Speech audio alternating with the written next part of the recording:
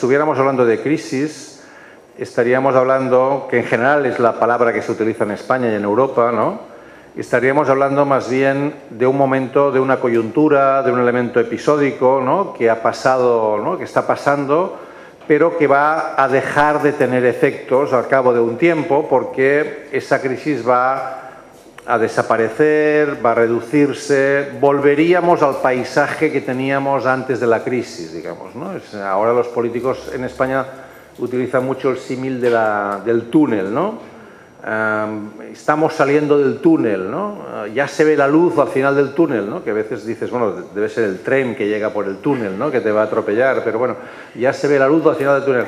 Entonces la cuestión sería decir si el paisaje a la salida del túnel será, ¿no?, igual o parecido al que teníamos a la entrada, o se habrá cambiado mucho las cosas. Estamos hablando de una crisis que a efectos, digamos, concretos, cronológicos, habría estallado en el 2007, digamos, ¿no? Con todo lo que fue, ya lo sabéis, el caso de Lehman Brothers, ¿no? Pero que se alarga de manera muy, muy pertinaz y además que combina muchos elementos, ¿no? De tal manera que, por ejemplo, pues Zygmunt Bauman habla de interregno, ¿no? De interregno entre épocas, ¿no? Es decir, que estaríamos en una fase en la cual digamos, los viejos paradigmas no funcionan como deberían y las viejas certezas las tendremos que ir repensando, ¿no? ¿Cuál es la reacción de las fuerzas políticas tradicionales y de las instituciones políticas, ¿no? En general podríamos considerar que ha habido un proceso de captura desde el sistema financiero de muchos de los ámbitos decisionales de la política, ¿no? Es decir, el problema que tenemos es que cada vez más tenemos sistemas políticos que no son capaces de rendir cuentas ante la población, ¿no?, de sus decisiones, ¿no? O sea, en términos, digamos, los ingleses llaman, no son accountables, ¿no? No son capaces de rendir cuentas, ¿no?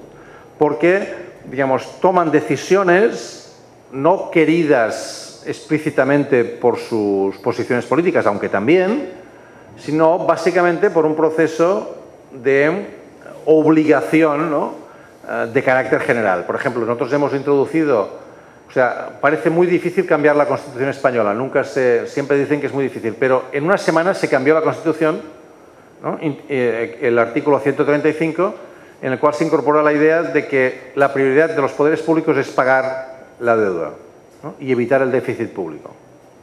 Esta fue una imposición de la Unión Europea, ¿no?, que consiguió que en todos los países de la Unión Europea se fijara este elemento como un elemento central, ¿no? Esta es la crisis que llamamos desafección democrática, ¿no?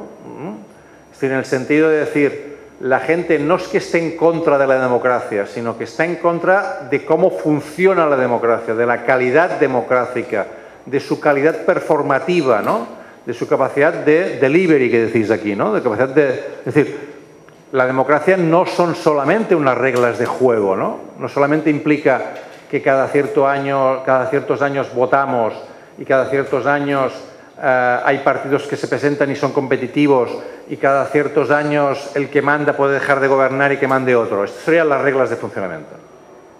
Pero los valores de la democracia nos hablan de igualdad, de justicia social, de decisiones que toma el pueblo, ¿no? Es decir, no se acaba los valores de la democracia en las reglas democráticas, ¿no? O sea, la gente cuando habla de democracia, cuando piensa democracia, no piensa solamente en que cada 4 años hay elecciones, sino de alguna manera piensa en un proceso de legitimación política, ¿no?, que tiene luego efectos, ¿no?, en relación a mayorías y minorías y en capacidad de transformación social. Si eso no es así, porque tienes la sensación de que el que manda no es accountable, no da cuentas, ¿no?, lo que hay es un proceso de alejamiento, ¿no? Por lo tanto, no es un proceso de antipolítica, es un proceso contra la política institucional. Por lo tanto, de repolitización por canales distintos a los canales que hasta ahora habían presidido el funcionamiento del sistema. O sea, lo que no puede ser es que la democracia directa a través de Internet se convierta en democracia instantánea, ¿no? Que tú vayas con el teléfono diciendo, ¿no?, como dice aquí este señor que dice, por cada crimen castigo, ¿no?, me acuerdo cómo se llama, el señor Núñez, ¿ves?, Entonces, Narváez, bueno, entonces podías decir pena de muerte sí, pena de muerte no, ¿no? Y vas votando, ¿no? A este sí, a el castigo de 3 años, ¿no? Esto es democracia instantánea. Yo hablo de democracia deliberativa directa. Claro, hay un autor, Zagrebelsky, un autor italiano, que dice que el primer referéndum de la historia era un referéndum de democracia instantánea. A la gente le preguntaron, ¿Barrabás o Jesucristo? ¿No? Entonces la gente escogió Barrabás. No sabemos si escogió bien o mal, ¿no? Pero, digamos, lo hizo sin pensar, ¿no? Entonces, por lo tanto, la democracia no puede ser democracia instantánea. Tiene que permitir... Claro, fijaos que en esta hipótesis de democracia 4.0 los partidos ya no estarían solamente preocupados por ocupar los escaños. Tendrían que estar preocupados también por hacer campaña entre la opinión pública para que votaran a favor o en contra. Es decir, los partidos cambiarían de lógica, no serían estructuras solamente de ocupación de poder, sino al menos en la lógica europea. Pueden ser que en América Latina precisamente la combinación entre movilización social y partidos sea distinta. Pero en Europa se han convertido en máquinas de acceso al poder. Luego tenemos el caso de la economía cooperativa y social, que demuestra que en muchos casos la economía cooperativa, el cooperativismo, la economía social, sobre la hipótesis del compartir, es más capaz, es más resiliente económicamente que los sistemas de economía de mercado del competir. Y luego tenemos, evidentemente, el gran campo del Creative Commons, de los commons a nivel tecnológico, a nivel de Internet, que está poniendo de relieve Wikipedia, Linux, etcétera, cómo la capacidad de construcción colectiva de conocimientos sobre la base del compartir acaba siendo mucho más potente y fructífera que no estrictamente competir, ¿no? Bueno, sabéis que se ha cerrado, por ejemplo, la Enciclopedia Británica, ¿no? Después de 244 años que se estaba haciendo, porque no es capaz de competir con Wikipedia en inglés. Me diréis, bueno, pero hay muchos errores en Wikipedia. Bueno, la revista Nature, ¿no? Que es una de las 2 revistas más importantes del mundo, Nature y Science, hace 5 años Nature hizo un análisis comparativo de Wikipedia en inglés con la Enciclopedia Británica. Por cada 4 errores que encontró en Wikipedia, encontró 3 en la Enciclopedia Británica. Esto hace 5 años. Pero la Enciclopedia Británica ha cerrado, Wikipedia en inglés tiene el doble de entradas que tenía hace 5 años y el 30%, lo más importante es esto último, el 30% están en proceso de edición. O sea, están constantemente cambiándose y modificándose. Es imbatible. O sea, a mis alumnos de la facultad, a los que antes comentaba de apuntitis, cuando me piden cuál es el mejor, digamos, manual de ciencia política, les digo Wikipedia, porque realmente es el más actualizado, ¿no? Y el que constantemente, tenéis que fijaros una cosa, la plataforma de afectados por la hipoteca, yo estaba haciendo clases cuando empezaron a hacer scratches, cosa que conocéis muy bien en Argentina.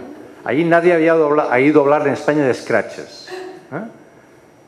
El día siguiente, en la entrada Scratch de la Wikipedia en castellano y de Wikipedia en catalán, estaba Scratch con todas las referencias vuestras de los Scratches en Argentina y con imágenes, vídeos de los Scratches de la plataforma de afectados por la hipoteca y tal. Yo construí la clase sobre lo que alguien había colgado el día antes en Wikipedia. Y realmente es así. Linux lo sabemos, es decir, los procesos del peer-to-peer, los procesos de producción sobre la base de la producción mutua y de la capacidad de compartir están siendo hoy básicamente las grandes fuentes de innovación en muchísimos casos, ¿no? Por lo tanto, yo creo que este es un elemento clave también, ¿no? A la hora de pensar que el debate, ¿no? El debate en el que estamos metidos de cambio de época, ¿qué otras alternativas tenemos aparte de los binomios tradicionales, de lo público en el sentido institucional y de lo privado en el sentido de mercantil, ¿no? ¿Qué otras dinámicas podemos encontrarnos, ¿no? Bueno, estas son las reflexiones que quería compartir con vosotros, ¿no? Y espero que ahora me ayudéis a ver si esto que os he planteado es algo estrictamente europeo, español y catalán, o es algo que tiene otras dimensiones, ¿no? Y hasta qué punto, digamos, es un debate que hoy tiene sentido plantearse en América Latina o Argentina, ¿eh? Muchas gracias.